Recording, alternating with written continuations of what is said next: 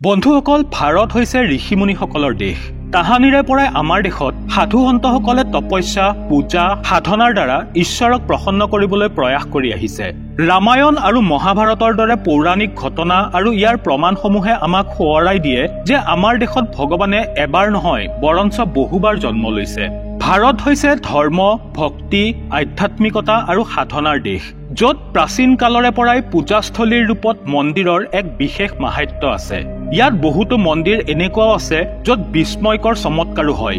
এই চমৎকাৰ আস্থাবানসকলৰ বাবে যদি দৈবিক কৃপা, তেনেহলে আনসকলৰ বাবে এয়া কৌতূহল আৰু আশ্চৰ্যৰ বিষয়। আহক আজিৰ এই ভিডিঅ'টোত আমি জানো ভাৰতৰ এনে কেইটামান জাগ্ৰত মন্দিৰৰ বিষয়ে, যাৰ ৰহস্য অসীম বৈজ্ঞানিক প্ৰগতিৰ পাছতো আজিলৈ কোনেও জানিবলৈ সক্ষম হোৱা নাই। ভিডিঅ'টো একেবাৰে শেষলৈকে চাবলৈ অনুৰোধ জনালো, কাৰণ শেষত আমি যিটো মন্দিৰৰ কথা ক'ম সেইটো আপোনালোক আটাইৰে অতিকৈ পৰিচিত। এডিচি নলেজ হাবৰ আন এটি নতুন খণ্ডলৈ মই আকাশদ্বীপ চৌধুৰীয়ে আপোনালোক আটাইকে স্বাগতম জনাইছো। ৰাজৰাজেশ্বৰী ত্ৰিপুৰ সুন্দৰী মন্দিৰ, বিহাৰ। বিহাৰৰ বক্সৰ জিলাত স্থিত ৰাজৰাজেশ্বৰী ত্ৰিপুৰ সুন্দৰী মন্দিৰ তন্ত্ৰ সাধনাৰ বাবে বিখ্যাত, য'ত সাধকৰ সকলো মনোকামনা পূৰণ হয়। প্ৰত্যেক দিনাই ইয়াত এটি অদ্ভুত আৰু চমৎকাৰী ঘটনা ঘটে, যাৰ বহুতো সাক্ষীও আছে। কিন্তু যোনে সেইবোৰ দেখে বা শুনে, সেইবোৰ বেলেগক বুজোৱাটো বা প্ৰমাণিত কৰিব পৰাটো অত্যন্ত কঠিন। কোৱা হয় যে এই মন্দিৰটো 400 বছৰ পুৰণি আৰু ভৱানী মিশ্ৰ নামৰ এজন তান্ত্ৰিকে এই মন্দিৰটো স্থাপন কৰিছিল। তেওঁৰ বংশৰ লোকসকলেই আজিলৈ এই মন্দিৰৰ পুৰোহিতৰ দায়িত্ব পালন কৰি আহিছে। এই মন্দিৰত প্ৰত্যেক নিশা মূৰ্তিসমূহৰ পৰা কথা কোৱাৰ শব্দ ওলায়। এই শব্দবোৰ শুনি এনে লাগে যেন মন্দিৰত বিৰাজমান মূৰ্তিসমূহে পৰস্পৰে কথা পাতি আছে। মাজনিশা সেইফালেৰে পাৰ হৈ যোৱা মানুহে প্ৰায়েই সেই শব্দবোৰ শুনিবলৈ পায়। প্ৰথমে মানুহে সেইবোৰ নিজৰ ভ্ৰম বুলি ভাবিছিল, কিন্তু বিজ্ঞানীসকলে যেতিয়া গৱেষণা কৰে তেতিয়া তেওঁলোকেও এই ঘটনাৰ ওপৰত বিশ্বাস কৰিবলৈ বাধ্য হয়। বিজ্ঞানৰ এটা দলে গৱেষণা কৰাৰ পাছত কয় যে এই শব্দবোৰ কোনো মানুহৰ নহয়। লগতে তেওঁলোকৰ বিশ্বাস যে ইয়াত কিবা নহয় কিবা অদ্ভুত ঘটিত হয়, যাৰ বাবে এই শব্দবোৰ শুনিবলৈ পোৱা যায়। বিজ্ঞানীসকলৰ মতে এই মন্দিৰটোৰ নিৰ্মাণ শৈলীটোৱেই এনেধৰণৰ, যাৰ বাবে শব্দ তৰংগবোৰ ইয়াত ঘূৰি থাকে।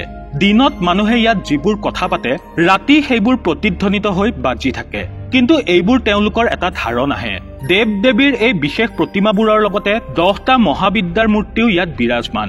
এয়ে কাৰণ যাৰ বাবে এই মন্দিৰটোৰ প্ৰতি তান্ত্ৰিকসকলৰ এক বিশেষ আস্থা আছে। মানুহৰ আস্থা আৰু বিশ্বাস অনুসৰি ৰাজৰাজেশ্বৰী ত্ৰিপুৰ সুন্দৰী মন্দিৰত বিৰাজমান সকলো প্ৰতিমাই পৰস্পৰে কথা পাতে, আৰু মন্দিৰৰ এই অমীমাংসিত ৰহস্যৰ সন্মুখত বিজ্ঞানীসকলেও মূৰ দোৱাবলৈ বাধ্য হৈছে। জগন্নাথ মন্দিৰ, কানপুৰ। কানপুৰৰ জগন্নাথ মন্দিৰ কোনো চমৎকাৰতকৈ কম নহয়।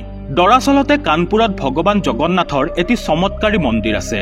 এই মন্দিৰটোৰ বিশেষত্ব হৈছে এয়ে যে বাৰিষা অহাৰ 7 দিন আগতেই ইয়াৰ মুঠচৰ পৰা পানীৰ টোপাল পৰিবলৈ ধৰে। বাহিৰত বতৰ যিমানেই গৰম নহওক কিয়, কিন্তু ক'ব নোৱাৰো কেনেকৈ মন্দিৰৰ মুঠচৰ পৰা পানীৰ টোপাল পৰিবলৈ ধৰে। কেৱল এয়াই নহয়, আচৰিত কৰা কথাটো হৈছে এইটোহে যে বাহিৰত বৰষুণ দিয়াৰ লগে লগে ভিতৰত পানী পৰা বন্ধ হৈ যায়। বতৰ বিভাগ আৰু বিজ্ঞানেও আজিলৈ এই ৰহস্য উন্মোচন কৰিব পৰা নাই যে মুঠচৰ পৰা পৰি থকা পানীবোৰ দৰাচলতে ক'ৰ পৰা আহে।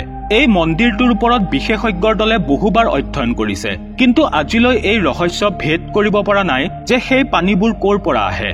তাৰে স্থানীয় লোকসকলে কোৱা মতে, যদি ভগৱান জগন্নাথ বাবাৰ মন্দিৰৰ মুঠচৰ পৰা ডাঙৰ ডাঙৰ পানীৰ টোপাল পৰে, তেনেহলে সেইটো এটা সংকেত যে এইবাৰ বৰষুণ ভাল হ'ব। আৰু যদি পানীৰ টোপালবোৰ সৰু হয়, তেনেহলে আশংকা কৰা হয় যে এইবাৰ খৰাং পৰিব। এই মন্দিৰটোৰ ৰহস্যবোৰ বেছ আশ্চৰ্যজনক, আৰু আজিলৈ এই পানীৰ টোপালবোৰৰ আঁৰত লুকাই থকা ৰহস্য কোনেও জানিব পৰা নাই। বুলেট বাবাৰ মন্দিৰ, ৰাজস্থান। আপুনি হয়তো মন্দিৰ, মছজিদ, গুৰুদ্বাৰাত মানুহে মূৰ দোওৱা নিশ্চয় দেখিছে, কিন্তু আপুনি কেতিয়াবা কাৰোবাক মটৰ চাইকেলৰ সন্মুখত মূৰ দোৱাই নিজৰ জীৱনৰ কুশল মংগল কামনা কৰা দেখিছেনে? আৰু ৰাজস্থান এনেও ৰহস্য আৰু আশ্চৰ্যৰে ভৰা এখন ঠাই। তাৰ উপৰিও আকৌ আৰু এটা ৰহস্যৰ কথা হৈছে ইয়াত মানুহে এখন বুলেট মটৰ চাইকেলৰ সন্মুখত মূৰ দোৱাই সেৱা কৰে। এইখিনিতে আপোনালোকক ক'ব বিচাৰো যে মূৰ দোৱাই সেৱা কৰা মানুহৰ শাৰী বহুত দীঘলীয়া, আৰু বহু বছৰ আগৰ পৰাই এই পৰম্পৰা চলি আহিছে। হয়, মটৰ চাইকেলখনৰ সন্মুখত যে কেৱল সাধাৰণ মানুহেহে মূৰ দোৱাই তেনে নহয়। সেই অঞ্চলৰ সুৰক্ষাৰ দায়িত্বত থকা আৰক্ষীসকলেও এই মটৰ চাইকেলখনৰ খুব পূজা কৰে। এতিয়া আপুনি ভাবিছে চাগে যে আচলতে কিনো আছে এই মটৰ চাইকেলখনত, কিয় মানুহে ইয়াৰ পূজা অৰ্চনা কৰে। তেনেহলে আহক ইয়াৰ আঁৰৰ ৰহস্যটোনো কি আমি জানি লওঁ। ৰাজস্থানৰ যোধপুৰৰ পৰা প্ৰায় 50 কিলোমিটাৰ দূৰত পালি নামৰ গাঁওখনত এই বুলেট বাবাৰ মন্দিৰটো অৱস্থিত। গোটেই ঘটনাটোৰ আঁৰত এটি পুৰণি কাহিনী লুকাই আছে। 1988 চনৰ কথা। সেই গাঁওখনত ঠাকুৰ যোগ সিঙে তেওঁৰ ডাঙৰ পুত্ৰ ওম সিঙৰ সৈতে বাস কৰিছিল।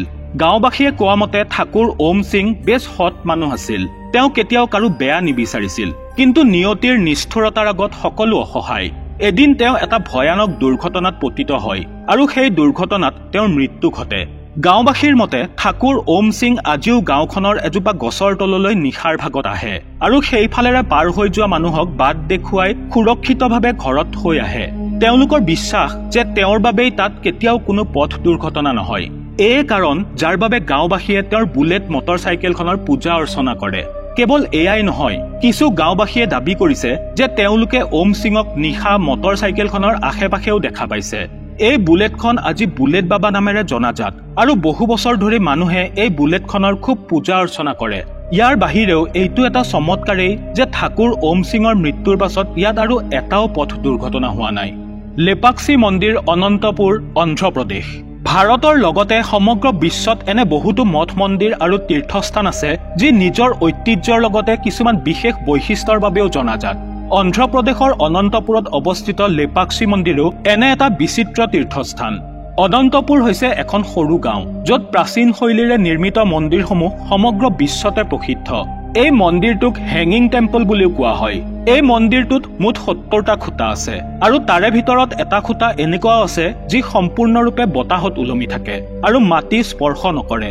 এই খুঁটাটোৰ বাবে এই মন্দিৰটোক হেঙিং টেম্পল অৰ্থাৎ ওলমি থকা মন্দিৰ বুলি কোৱা হয়। কোৱা হয় যে আন খুঁটাবোৰৰ দৰে এই খুঁটাটো আগতে মাটিত লাগি আছিল। এবাৰ এজন ব্ৰিটিছ ইঞ্জিনিয়াৰে জানিব বিচাৰিলে যে মন্দিৰটোৰ খুঁটাবোৰ কিমান মজবুত। তেওঁ সেয়া চাবলৈ খুঁটাটো খুব জোৰেৰে লৰাই চালে। ইয়াৰ ফলত মাটিৰ পৰা খুঁটাটো এৰাই আহে আৰু তেতিয়াৰে পৰা আজিলৈ খুঁটাটো শূন্যতেই ওলমি আছে।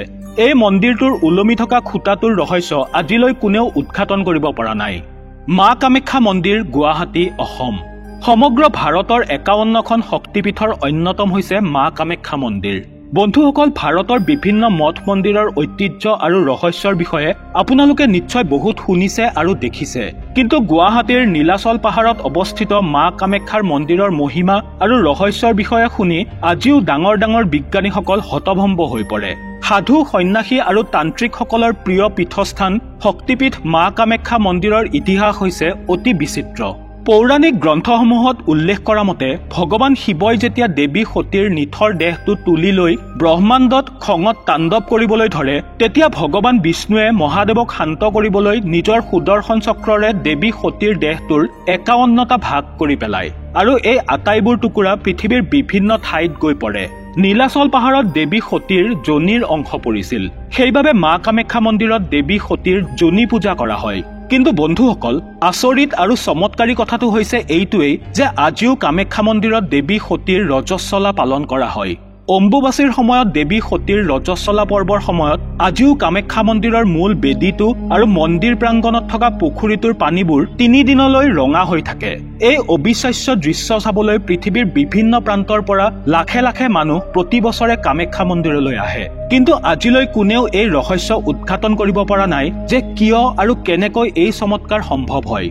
বন্ধুসকল, এয়াই আছিল ভাৰতৰ 5টা অবিশ্বাস্য আৰু বিচিত্ৰ মন্দিৰ যি লাখ লাখ ভক্তৰ আস্থাৰ কেন্দ্ৰবিন্দু। আপুনি কি ভাবে? মানুহৰ এই আস্থা অন্ধবিশ্বাস নে সত্য? আপোনাৰ মতামত আমাক কমেন্ট কৰি নিশ্চয় জনাব। ভিডিঅ'টো চাই যদি ভাল পালে তেনেহলে লাইক আৰু শ্বেয়াৰ কৰাৰ লগতে চেনেলটো ছাবস্ক্ৰাইব কৰি কাষতে থকা বেল আইকনটো প্ৰেছ কৰিবলৈ নাপাহৰিব। পুনৰ লগ পাম মোৰ আন এটি নতুন ভিডিঅ'ত। আজিলৈ আহিছো, ধন্যবাদ।